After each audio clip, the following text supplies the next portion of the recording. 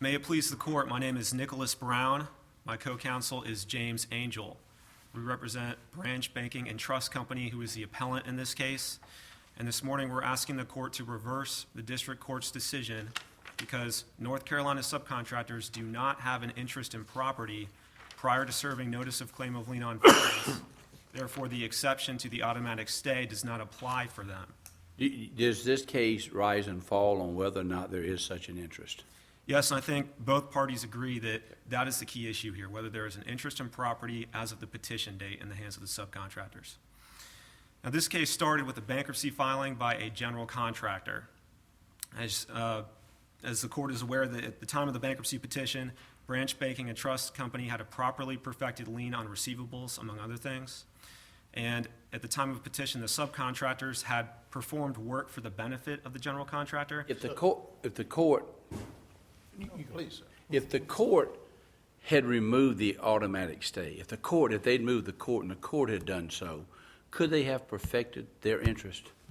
The court has the ability to remove the automatic stay. I said if the court had removed it, could they then have perfected their interest? They could have if the court had lifted the stay specifically to allow the subcontractors to perfect an interest in property. So the answer is if the court had lifted the stay, they'd gone to the court and said what they wanted to do, and the court had lifted the stay, then your answer is they then could have perfected. Yes, but I believe the court would have needed to decide that the exception to stay did not apply in order for that to happen. When the petition was filed, obviously the automatic stay was triggered, and it's important to realize the purpose of the automatic stay. That is to prevent a dismemberment of the bankruptcy estate by creditors and to allow the debtor a breathing spell. When you just said the court would have to determine that the state did not apply, you mean then the first part of what Judge Shedd asked wouldn't happen. In other words, he wouldn't lift the stay. Well, that's exactly right. There would have to, the exception to stay would have to not apply, then the court. But if it lifted the stay, then you could then perfect. But I think the court would have to decide that the exception did not apply first. Then the court could lift the stay and allow the subcontractors to perfect their interest. Sorry if I wasn't clear about that. Now, notably, the bankruptcy court in this district, prior to the... What is it in the word interest, that under the right circumstances could be perfected? Isn't there have to be an interest that's precedent to perfecting that interest? And that's what this case boils down to. That's a great question, Your Honor. What is the interest in property? And I didn't say all that. I said, doesn't there have to be an interest before any such interest can be perfected? Well, it doesn't follow that that's correct. Okay. There must be an interest in property to perfect. Right. You can't perfect something if there's no interest. So we have to identify what is the interest in property, if any. And the answer is... And when you answered my question about could they perfect it, you suggest that that interest issue has to be defined before you get to perfecting. That's right. Okay. The interest must be in place at the time of petition. So tell me about the type of interest or lien that's here. It's not your garden variety lien, is it? I mean, isn't it one that's created by statute? Yeah, it certainly is, Your Honor, and it's not your garden variety interest in a lot of ways. It's helpful to refer to other cases that have dealt with this issue. For example, Maryland Glass, which was determined by this court, where we had an interest in property held by the county for property taxes. And in that case, the court determined that the county's interest in real property was ever present, long-standing, and without question, because it is certain that the county will have an ability to charge taxes against real property every year. It happens every year at the same time. You can't avoid it. And that sounds like a good analogy, but I'm trying to at least understand the type of lien here. This is a supplier's type lien. Materialman's lien is what it's called? It's a materialsman lien or a mechanic lien. And under the North Carolina version of this, essentially someone who supplies materials to a construction site has a lien, so to speak. Well, that can be later perfected. And what the statute provides is a remedy to subcontractors who have furnished labor and materials. They have a right to obtain a lien. But there's a difference between the mere right to obtain a lien and actually having the lien. And But it's based on the specific provision of these supplies. I mean, there's a reason for it. You know, in order, I mean, who would give a contractor a set of bricks to put on a house if you didn't have some assurance that you were going to get your money, other than I'm going to get some money in the future and give it to you? I mean, it's not just bankruptcy, it also is the fact that a lot of times you just don't know what goes on construction sites. So there's this provision. But let me ask you, because I think I see something that I think is interesting, at least I want to know, because you're representing B&T, which I take it as a secured creditor. that's correct, Your Honor. And so if it goes in the direction you're asking, and then these creditors, so to speak, put in an automatic stay situation, and if ultimately they were not able to recover, then I take it BB&T could then also seek recovery from the secured property, And that is an important distinction which here. would include those bricks I just talked about. And that, the bank does not have a lien on the property here. The bank has a lien on property that the debtor has its office on, but this is not the property being improved. There is no lien on the owner's property, all right? The only lien that, of the banks that comes into play here is the lien on receivables. And that is the issue here. Construction loan, The construction well, there's a construction loan where the bank financed construction for the debtor. And in this way, the bank actually provided credit to the debtor, just like the subs are doing. You asked about, you know, don't subs provide credit to the debtor? So did the bank in the form of construction financing. And so, If there had been no bankruptcy, who would take first between these people who perfected and BB&T? and at the time of the petition, I didn't say anything about petition. I said if there had not been bankruptcy. okay. You painted a picture, which I thought was the case, that really both people may have a claim at certain points on those funds. Because I take it this is something being built on property owned by another. That's right. Is that There's right? a third party here. That would be another, wouldn't it? I'm sorry? That would be another, right? I'm talking about. It- I it's- seem stunned by that. I said the property is owned by another. A third party, that's correct. A project owner who's not a party to this appeal. That's why I said another. Right. Okay, it's owned by another, and so the bill is, at least in this case, it's not a typical material or workman's lien on a house that you build on somebody's property, they own the property in the house. This is what do you do with the building that's being placed on there and the funds coming in and going out of the contractor's operation to construct that building. That's correct. But if there'd been no bankruptcy, what would happen under North Carolina law as between the subcontractors and B&T on those funds? Sure. The bank's lien on receivables is properly perfected. But if this had been perfected, Okay. If then it what had would been happen? perfected, subcontractors have a priming statute under the statute that would allow them to take over BB&T's interest.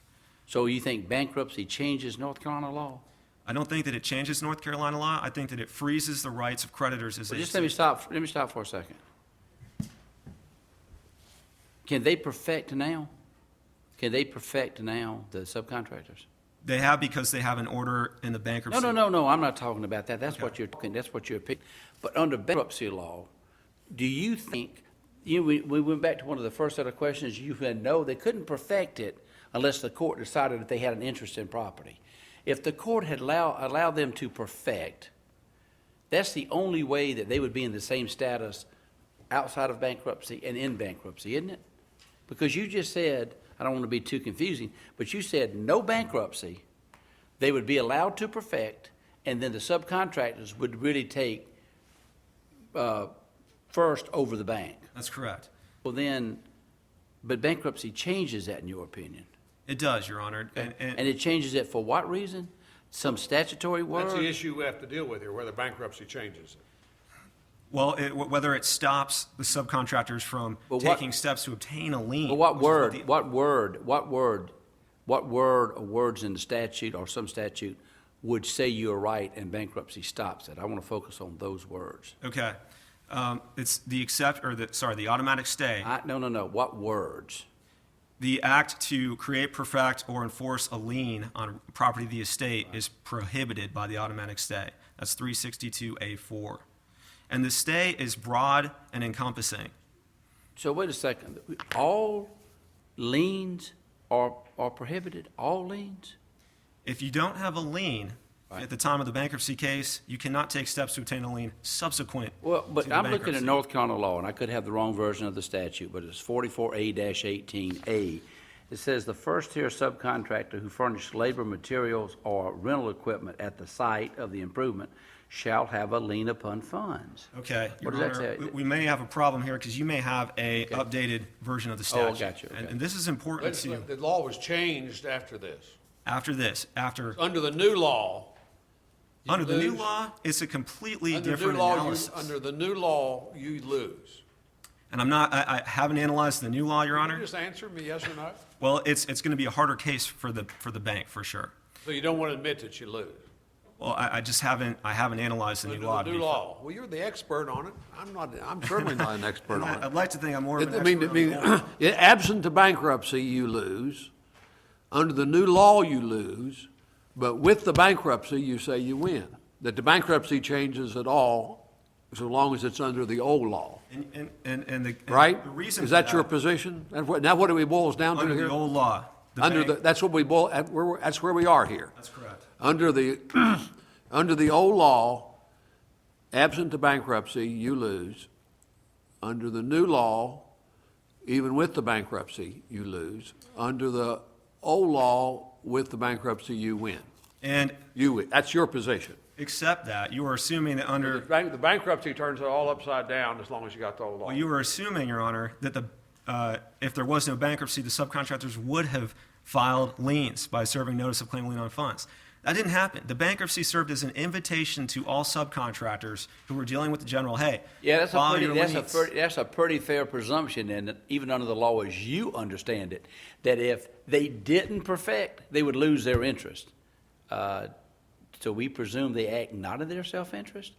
Under what scenario would they not perfect their interest to get priority outside of bankruptcy? And we don't know, well, we do know that they didn't take the steps necessary to do that. So leading up let to me the ask this, bankruptcy. would you advise any clients you had under those scenario not to file to perfect? Your Honor, I would have, after Harrelson Utilities, which was Would the you former have done that to say, don't worry? bank- Of course not, I would. I didn't think you would. But, Your Honor, after Harrelson Utilities, these subs had noticed that that was the law in the Eastern District of North Carolina, but these very subcontractors did not take steps to obtain a lien on funds.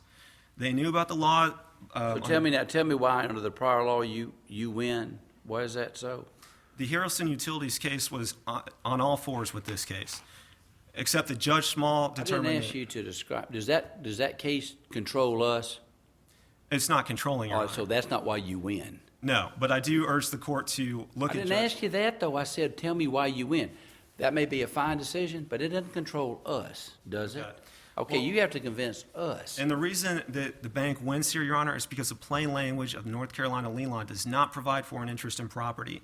And you were It asking provides about for what? What does it provide for? And you were asking about what it reads. The old law starts with, in 44A18, upon compliance with this article, a first-tier subcontractor who furnishes labor and materials shall be entitled to a lien on funds.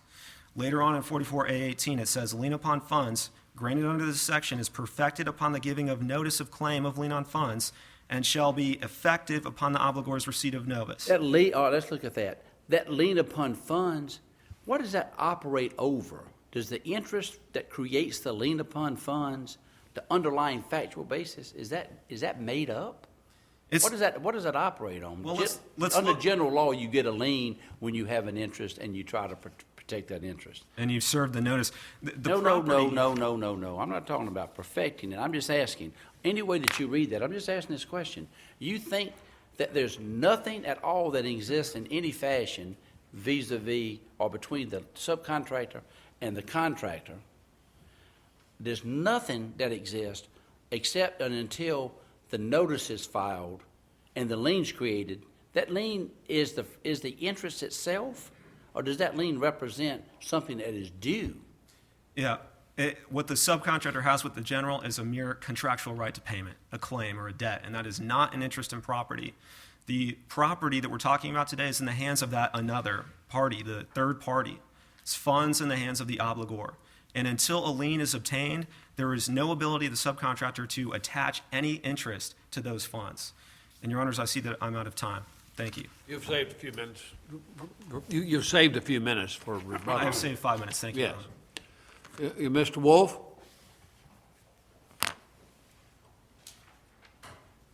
You don't agree with all that, do you?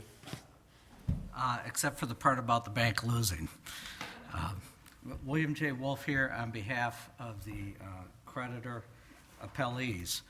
And it is certainly the creditor appellee's position that the bank would lose under the new law as enacted. And I believe Your Honor was reading from the law existing at the time of this of the liens at issue in this case. I don't think you have the new statute, because under the old law, the bank loses as well, for the reasons very clearly analyzed and decided by both the bankruptcy court and the district court in the case at bar. So you know Judge Small. I do. He's been around a while, and he wrote this very long opinion in Harrison that's against you. Tell me, why is he wrong in that opinion? Because he looked at when the lien became effective, when it became effective as opposed to whom it became effective against. And that was the thing that threw me for a long time, because he's an extremely knowledgeable bankruptcy judge. As is Judge Leonard. As is Judge Leonard, absolutely. And in reading it, I kept thinking, certainly they've made a mistake in Carolina lien law here, because our lien law is hopelessly confusing. And that must be the origin of the error. And in fact, it isn't. It was actually under the bankruptcy code in analyzing the exception to the stay. And it's a simple black and white test. It's, you don't look at the issue of can you do it or can't you do it initially. You analyze it by saying, all right, if you perfect, as all of the appellee creditors have in the case at bar, that we have now perfected.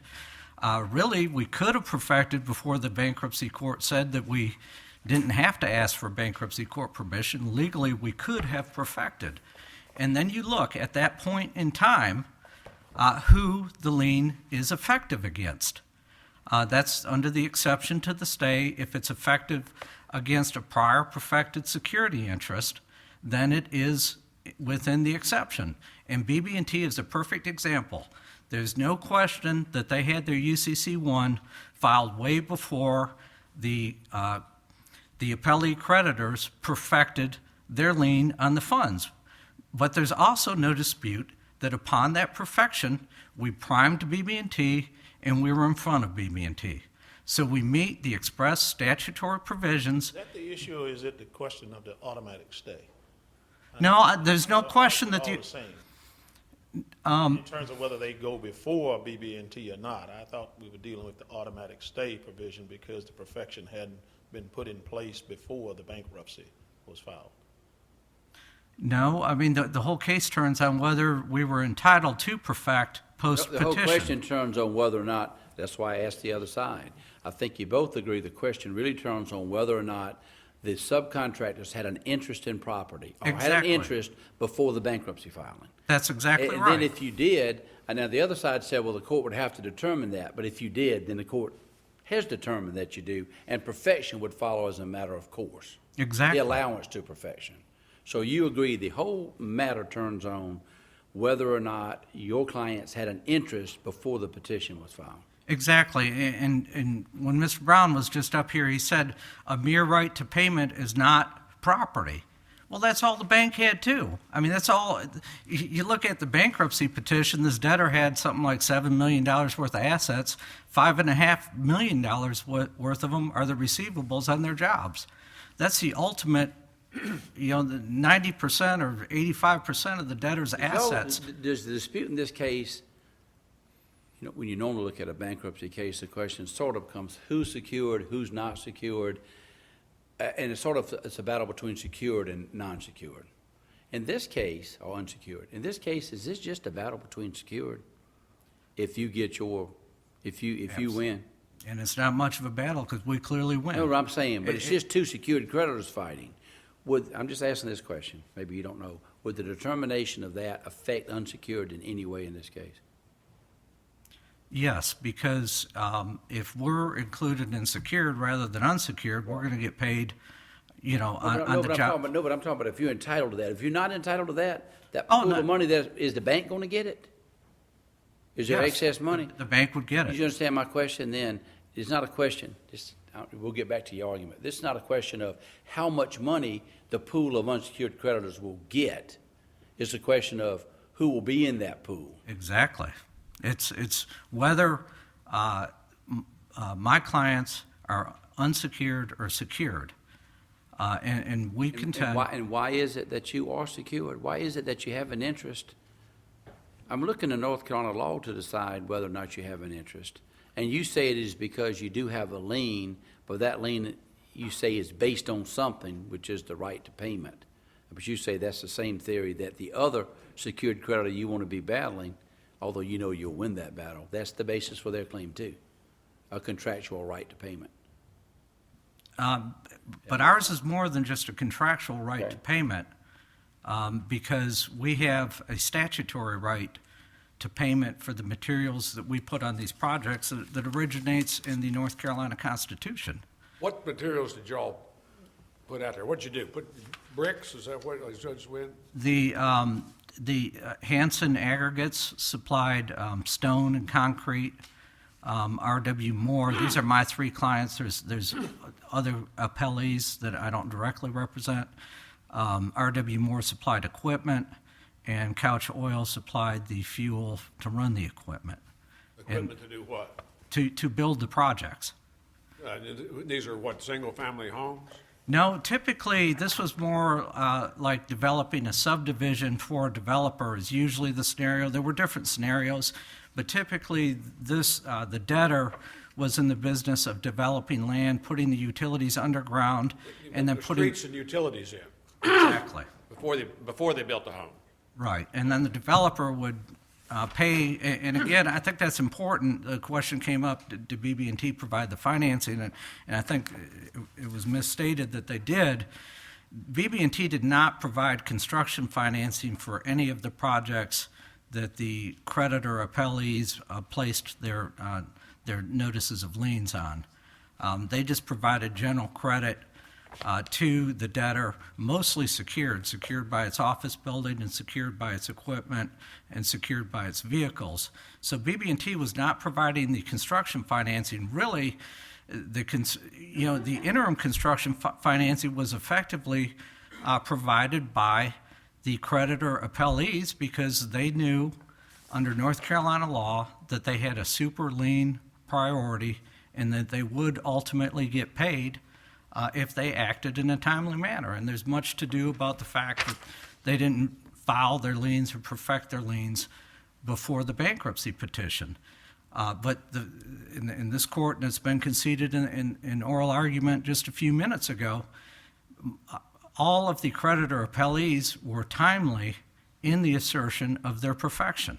Even though it was post-petition, that was timely, and it would immediately attach to whatever money was due at that time and would become due in the future. Well, I can understand the policy argument, which I don't think is the first level we look at, but the policy argument is if you're not careful, everybody who ever delivers anything to any site is going to immediately run and perfect their interest, their lien in that property, and then you're going to have other creditors looking at that general contractor going, that guy must be on the verge because everybody's having to file against him. It's They in the could. Triangle Business Journal Right. every week. But let me ask you this question. I want to take you back to something you wrote in your brief. It's at page 4. I'll read it to you Thank you. because I don't understand this. You say if those inchoate unperfected lien rights upon perfection would not be effective over an intervening bona fide purchaser for value, then they would fail this federally mandated test and would not be deemed, quote, an interest in property as used in 11 U.S.C. 362b3. That's not right, is it? It actually is, but I will say that that's like a double or triple negative, and No, it shouldn't no. have been written that way. My question, though, it is still an interest in property, isn't it? It's just not an interest in property that's effective under the code. Because the term in 362 just says permits, well, that's fine, an interest in property to the extent that. Well, So it has to be an interest in property to bring us within the exception to the automatic stay so that we can perfect. And so if it's not, Let me ask you this much. Are there interest in property outside the bankruptcy code that may not be protected by the exception? It seems to me, certainly. it sounds to me like, I know you make the argument, step one, is it an interest in property, and step two, whatever that is, general applicability. And you say, well, let's look at step two first, but it seems to me step one is the right step to look at first. Because doesn't it have to be an interest in property first, and then you decide whether or not it's the type of interest in property that's protected under your argument? Exactly. There has to be an interest in property, and then the way you determine whether it's protected under the exception is the priority given it after perfection. By way of example, No, I don't need any example. 362 doesn't define an interest in property, does it? It just says, no, but it talks about like an interest in property, like property let of me ask the you this. estate, which Let's was go. Does it define the phrase interest in property? no, it does not. Does anything in the bankruptcy code do that? Well, it talks about property of the estate, and I think that would probably be a good place to Does it to look define for an property. interest in property? No. I don't think it does. And 362 doesn't say it is an interest in property if it says a subcontractor may proceed, quote, with an act to perfect or maintain or continue the perfection of an interest in property to the extent. But that's not defining an interest in property. Doesn't that say if you have an interest in property, under 362, you may do certain things with that interest in property? And when you look at 546, it doesn't say what an interest in property is. It says that the perfection of an interest in property to be effective against another entity, that tells you what type of interest in property is effective for certain priorities. But none of that defines what an interest in property is. And I'll ask you one more time, and then I'll let you go on. But it seems to me that's not correct to say that it would fail as an interest in property. It might be that it would fail protections, or it would fail to have the status, but it doesn't seem to me it would say it was not an interest in property. Do you see my point? Absolutely, and I agree, Your Honor. Okay. It would not be an interest in property that could be perfected post-petition. It still but it might would be- still be an interest in property. It's sort of like if this debtor had another bank that it had given a security interest, a security agreement to, and that bank had not yet perfected by filing a UCC-1. My question is, that's why I ask, does it turn on, is this an interest in property before the petition? And there's nothing in the rest of that definition as to what kind are effective and aren't effective. That's not the argument in this case, as I understand it. It's just whether or not there's an interest in property.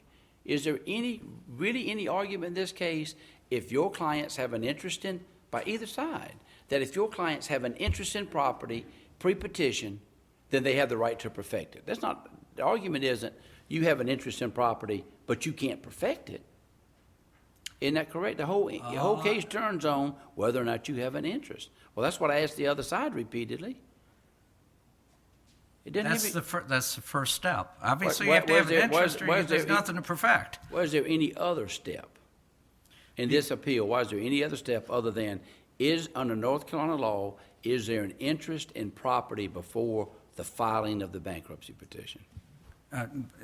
It's really not in this case because the parties agree that if it is an interest in property, that we could file because there's no disagreement that we would prevail over the bank, which is the second step of falling within the exception. The answer would be yes, wouldn't it? Exactly. The only thing is whether or not you have an interest before petition. Tell me now, just in very succinct words, and then I'll let the other judges ask their questions. Stop taking all the time. Tell me as succinctly as you can why it is that you have an interest in property pre-petition. Because under 44A-18, which I think Your Honor's already read from, I may have the wrong version. the lien upon funds granted under the, and I'm reading subsection 5 of version effective 2011, the liens upon funds granted under this section shall secure amounts earned by the lien claimant as a result of having furnished labor, materials, or rental equipment at the site of the improvement. Well, the other side said the statute says that the lien upon funds is effective or something like that. That's what he said. I just don't have it in front of me. Next. Well, just make your argument, though. Right. So my argument is, when we deliver materials, we have an interest in that receivable Where did that that- we what- just generated for the debtor. What is that statute? What in that statute says exactly that? That upon delivery of materials on the job site, the subcontractor has a lien upon funds. I don't think it says that, does it? Well, anybody that delivers material to the project can assert a lien on funds, so that's who they're talking about. But it says, I'm asking, you don't understand, does it say you have one, or one is effective, or one can be created upon perfection? I'm asking for that operative language. It says we have the right, Are you reading from the statute, or are you paraphrasing to me? I'm paraphrasing. Just read The from- statute says the liens upon funds in subsection 5 granted under this section shall secure amounts earned by the lien claimant as a result of having furnished labor, materials, or rental equipment at the site of the improvement. So That's I it. do read that when we supply labor or materials at the site, that this lien upon funds granted in this section belongs to those suppliers. And then the next paragraph talks about how we have to perfect it for it to be effective against third parties. Bankruptcy court said that is unambiguous. Do you agree? At least the statute itself. I agree with the bankruptcy court opinion and the district court opinion in this case. So if That- it's unambiguous, we don't need to talk about policy, do we? No. But policy is in favor of the subcontractors, but no, we don't. So this definition of interest that we talked about from the bankruptcy code perspective, the bankruptcy court said it was very broad. Where does that definition arise within the code?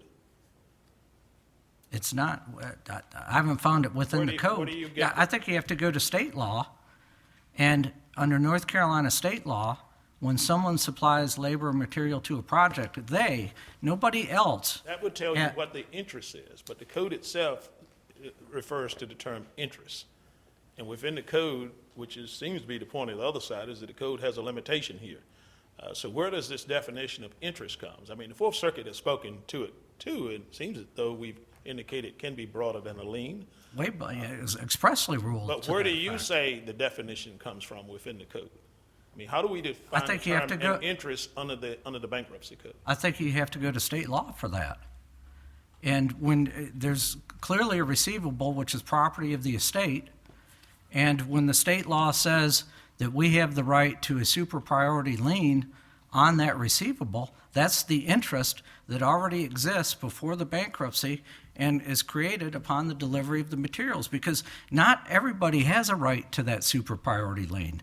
It's only a special class of creditors, and that is the ones that effectively generate that receivable.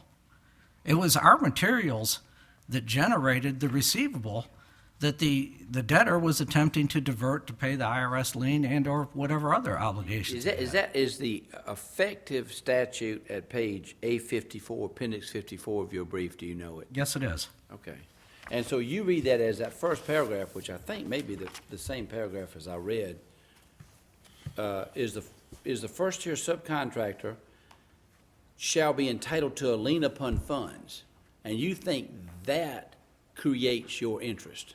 Yes. That sentence does. And 6 talks about how you perfect that, but you say you have to have something to be perfected. And you say, who furnishes is entitled to a lien, that lien either is the interest or recognizes the interest that you have. One of the two, correct? Exactly. And so you don't think, I mentioned policy, but I said I don't think we go there either. I can understand why policy supports you, but we look at the statute first, and you think that statute, North Carolina law, creates that right in a subcontractor, which right the bank even agrees to, except for filing of bankruptcy. Exactly, and I think you also can read it in context with the North Carolina Constitution, which mandates that we be given that right and that interest.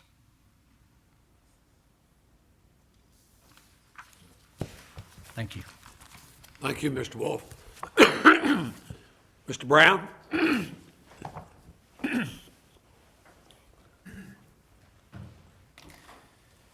Your Honors, while it's true that the Constitution provides for an adequate lien, the North Carolina courts have determined that Chapter 44A satisfies the constitutional mandate, and so we look to 44A18. Now, this is important.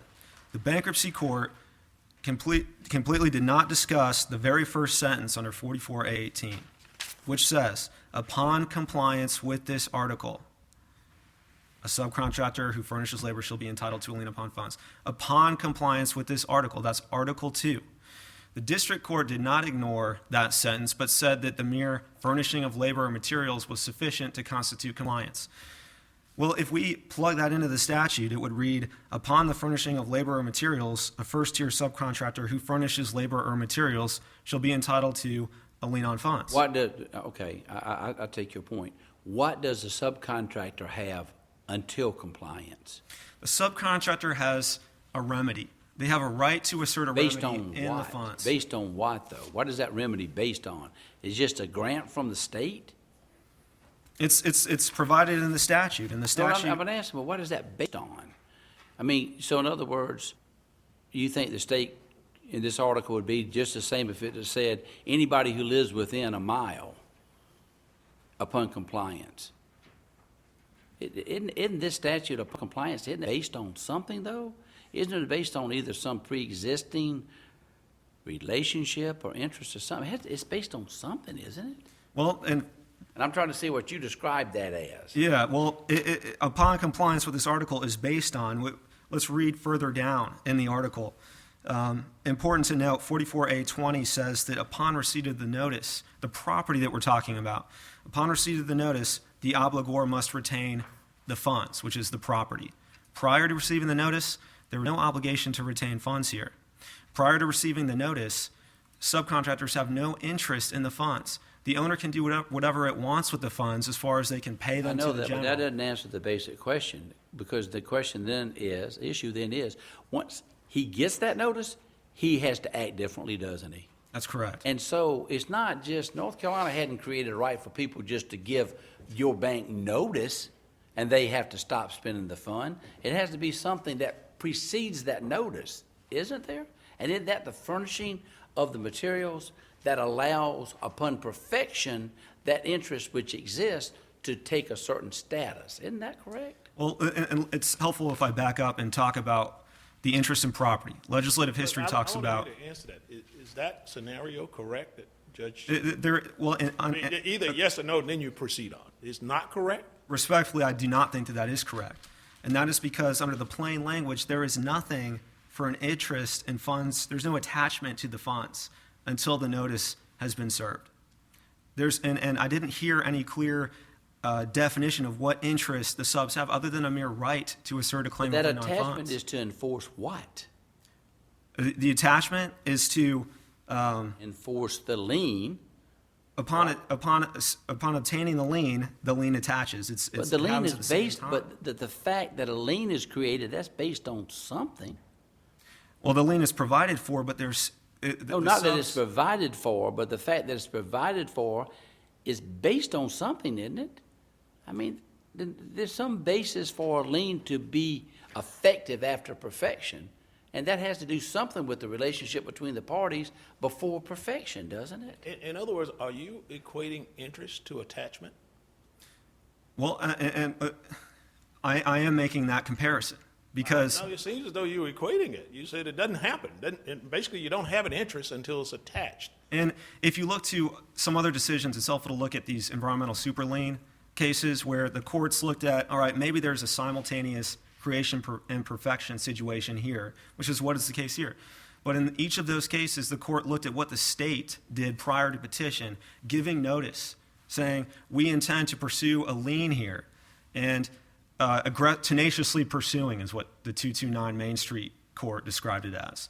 In this case, there was no effort to obtain a lien until after the petition was filed. But why would there be? If that's going to be the basis for your distinction, why, in fact, would somebody do that?